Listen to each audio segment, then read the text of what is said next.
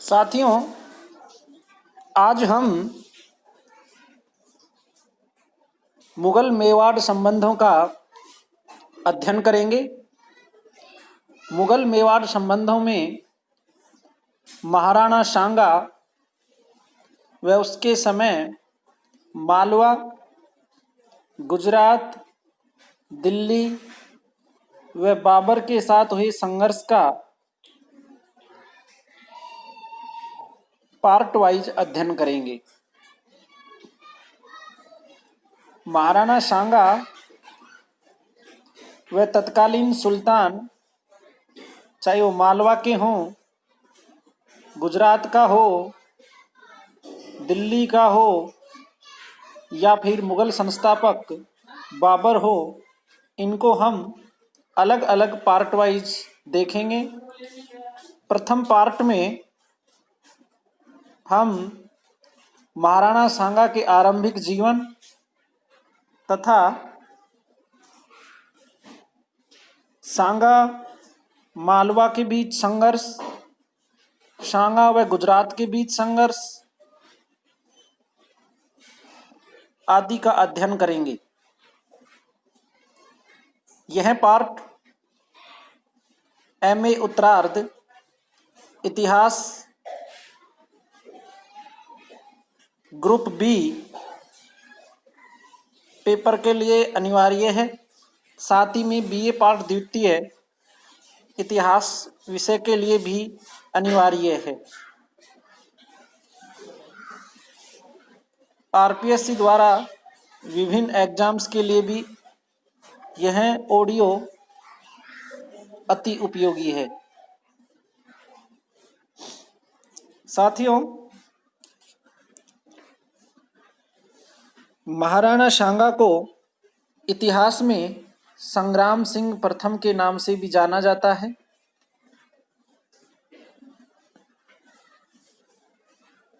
महाराणा सांगा के पिता रायमल थे। रायमल के पुत्र पृथ्वीराज रायमल का ज्येष्ठतम पुत्र था। पृथ्वीराज तेज धावक होने के कारण उड़ना पृथ्वीराज के नाम से भी प्रसिद्ध हुआ। पृथ्वीराज ने अजमेर के किले का जीर्णोद्धार करवाकर अपनी पत्नी तारा के नाम पर उसका नाम तारागढ़ रख दिया। पृथ्वीराज को उसके बहनोई सिरोही के जगमाल ने धोखे से मरवा दिया था। पृथ्वीराज की छत्री कुंभलगढ़ में है। रायमल के अन्य पुत्रों में राय सिंह, जयमल व संग्राम सिंह प्रमुख हैं। विभिन्न घटनाक्रमों के बाद संग्राम सिंह रायमल का उत्तराधिकारी बनता है।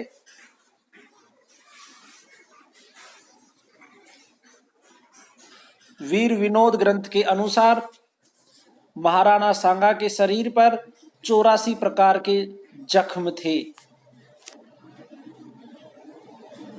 इनका जन्म 24 मार्च 1481 ईस्वी को हुआ तथा राज्याभिषेक 4 मई 1508 ईस्वी में माना जाता है। इनकी मृत्यु 30 जनवरी 1528 ईस्वी को मानी जाती है। राजस्थान के प्रख्यात इतिहासकार जगदीश सिंह गहलोत का मानना है कि इनके दरबार में 7 बड़े राजा, 9 राव और 104 सरदार रहा करते थे। बाबर बादशाह का सामना करने से पूर्व इन्होंने 18 बार बड़ी बड़ी लड़ाइयां दिल्ली और मालवा के सुल्तानों के साथ लड़ी थी। मालवा, गुजरात एवं दिल्ली मेवाड़ के घोर शत्रु थे। अपने 20 वर्षों के शासन में सांगा सदैव युद्धों में व्यस्त रहे, अतः भवन, मंदिर या किले आदि का निर्माण नहीं कर सके। दिल्ली सुल्तान इब्राहिम लोदी से एक हाथ कट जाने और घुटने में तीर लग जाने से अपने आप को अपाहिज समझकर दरबारियों से आग्रह किया कि सिंहासन पर किसी योग्य व्यक्ति को बिठा दिया जावे। जिस प्रकार एक टूटी मूर्ति प्रतिष्ठा पूजन के योग्य नहीं रहती, इसी प्रकार मेरी आंख, भुजा और पांव निकम्मे हो गए हैं। ये महाराणा ने कहे। इसलिए मैं राज सिंहासन पर न बैठकर जमीन पर ही बैठूंगा। इस स्थान पर जिसे उचित समझे उसे बिठाया जावे। इस विनीत भाव से दरबारी बहुत प्रभावित हुए और सबने राणा को सिंहासन पर बैठने का आग्रह किया। सब बोले कि रण क्षेत्र में अंग भंग होने से राजा का गौरव बढ़ता है, घटता नहीं है। यह राणा की योग्यता व नीति की पराकाष्ठा समझी जा सकती है। बाबर ने अपनी आत्मकथा बाबरनामा के पेज नंबर 137 पर लिखा है कि राणा सांगा को मालवा, दिल्ली और गुजरात का कोई अकेला सुल्तान उसे हराने में असमर्थ था। उसकी वार्षिक आय 10 करोड़ थी। उसकी सेना में 1 लाख, उसके 3 उत्तराधिकारी यदि वास्तव में वैसे ही होते तो मुगलों का राज्य भारत में जम नहीं पाता, ये बाबर का मानना था। कर्नल जेम्स टोड महाराणा सांगा को भारत का चक्रवर्ती राजा मानते हैं। महाराणा सांगा ने अपने विश्वास पात्र चतुर सामंत डूंगर सिंह बालावत को अनेक राजाओं के पास भेजकर पाती पेखन अर्थात पत्र पाकर सहायता देने की परंपरा को अपनाया था। इतिहासकार हरविलास शारदा ने महाराणा सांगा नामक पुस्तक में महाराणा सांगा को हिंदू धर्म का रक्षक, भारतीय संस्कृति का रखवाला व प्रमुख हिंदू सम्राट कहा है तथा सांगा की तुलना शिवाजी से की है।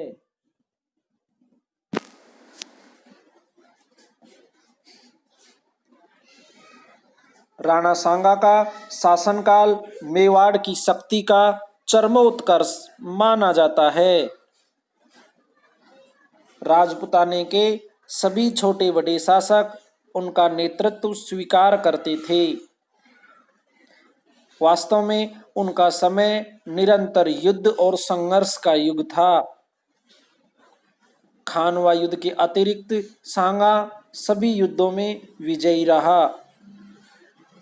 विभिन्न युद्धों के कारण उसके शरीर पर लगभग 80 तलवार के घाव लगे हुए थे।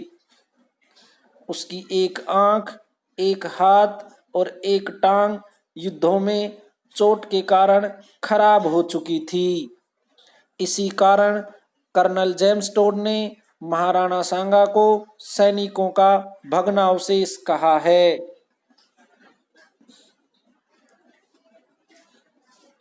मालवा मेवाड़ संघर्ष।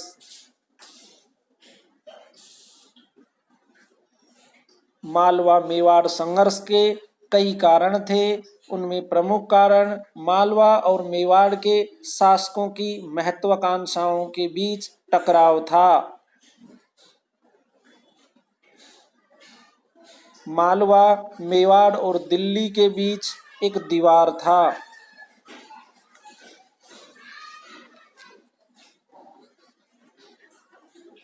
मालवा का उत्तराधिकार युद्ध इस युद्ध का तात्कालीन कारण था, जो कि मेदिनी राय को लेकर शुरू हुआ।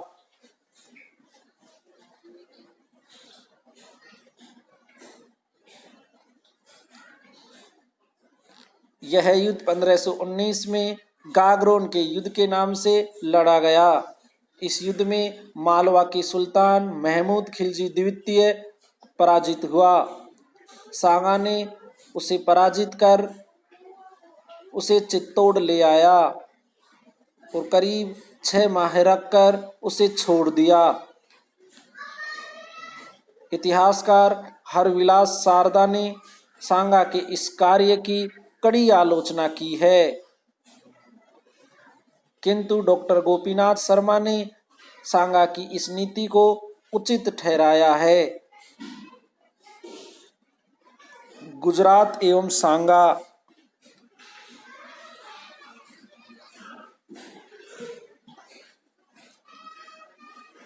नागौर का प्रश्न गुजरात एवं सांगा के बीच युद्ध का प्रमुख कारण रहा। नागौर राजस्थान के राजपूत राजाओं के बीच एक छोटी सी मुस्लिम रियासत थी, जिसे राणा कुंभा ने जीत लिया था। तब से नागौर के मुसलमान शासक मेवाड़ मारवाड़ को सालाना कर देकर अपना अस्तित्व बनाए हुए थे। गुजरात के सुल्तान नागौर को पूर्ण रूप से स्वतंत्र करना चाहते थे। गुजरात एवं मेवाड़ के बीच संघर्ष का एक अन्य कारण ईडर का राठौड़ राज्य था। ईडर का राज्य सिरोही और डूंगरपुर के बीच अवस्थित था। गुजरात और मेवाड़ की सीमा के बीच स्थित होने के कारण इसका काफी सामरिक महत्व था। इन कारणों के परिणाम स्वरूप गुजरात और मेवाड़ के बीच लंबा संघर्ष चला। अंत में गुजरात के शासक और सांगा के बीच 1519-20 ईस्वी में संधि हो गई। महाराणा सांगा के समय का ये प्रथम पार्ट पूरा हुआ। अगले ऑडियो वीडियो में हम महाराणा सांगा के द्वितीय पार्ट में दिल्ली और मेवाड़ का अध्ययन करेंगे, अर्थात इब्राहिम लोदी एवं महाराणा सांगा के बीच युद्ध व संघर्ष का अध्ययन करेंगे। धन्यवाद।